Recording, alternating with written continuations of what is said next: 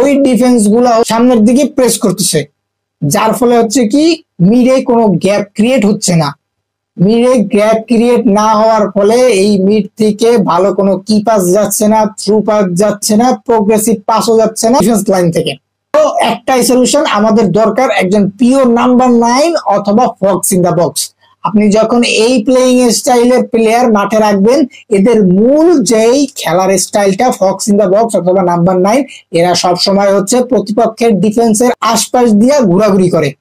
আর যার ফলে যখন এরা লাস্ট ম্যানের সাথে থাকে ডিফেন্সের, তখন বাধ্য হয়ে ডিফেন্সরা তাদেরকে মার্কিং করতে ব্যস্ত থাকে, যার ফলে হয় কি ডিফেন্স লাইন নিচে নেমে যায় এবং মাঝে একটা গ্যাপ ক্রিয়েট হয়।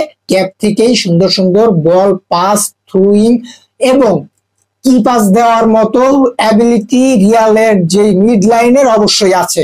যখন গ্যাপ ক্রিয়েট করবেন আর এই মাঝখান থেকে দুর্দান্ত দূরপাল্লার শট নেওয়ার মতো প্লেয়ার রিয়াল মাদ্রিদে আছে, ভালভার্দে, চৌমিনি। কিন্তু আমরা ম্যাচগুলাই কিন্তু এখন বর্তমানে এটা দেখতেই আসি না যে দূরপাল্লার শটে গোল অথবা দূরপাল্লার শট নিছে।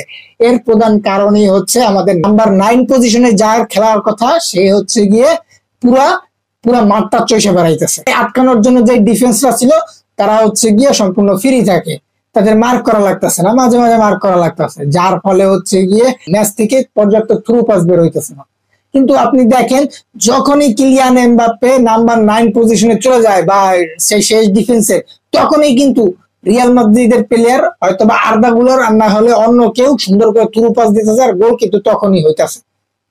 হ্যাঁ, যার জন্য আমরা বলতে পারি একজন নাম্বার 9 অথবা ফক্স ইন দা বক্স রিয়ালে অবশ্যই জরুরি। কিলিয়ান এমবাপ্পে তার ফিনিশিংটাকে কাজে লাগাক, সে একটু বক্সের দিকে একটু শান্ত হোক, চারপাশে একটু ঘোরাঘুরি একটু কমাই দেয়।